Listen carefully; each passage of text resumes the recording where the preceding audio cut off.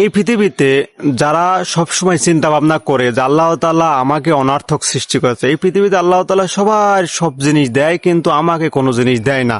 যাদের মাথায় এই চিন্তা ভাবনা সবসময় ঘুরপাক খায় তারা আজকের এই ভিডিওটি মনোযোগ সহকারে দেখবেন।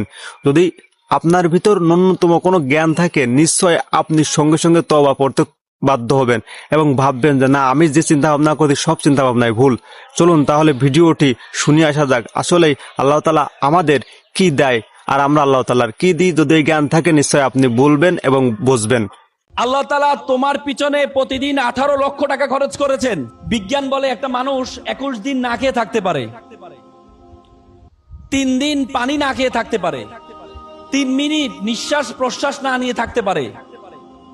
আমরা প্রতি মিনিটে 7 থেকে 8 লিটার অক্সিজেন গ্রহণ করে থাকি। প্রতিদিন প্রায় 10 থেকে 20 থেকে 30 হাজার লিটার আমরা অক্সিজেন গ্রহণ করে থাকি। আমাদের ফুসফুস 20 থেকে 30 লিটার যেই অক্সিজেন গ্রহণ করে থাকি সেখান থেকে মাত্র 550 লিটার পিওর বাতাস গ্রহণ করে। বলা হয় থাকে যে বাতাস আমরা গ্রহণ করি সে বাতাসকে যদি সিলিন্ডারাইজ করা হয় তাহলে এটার মূল্য হবে 18 লক্ষ টাকা।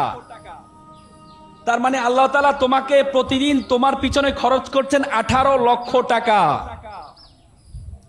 এরপর তুমি বলো আল্লাহ তাআলা তোমাকে অনর্থক সৃষ্টি করেছেন?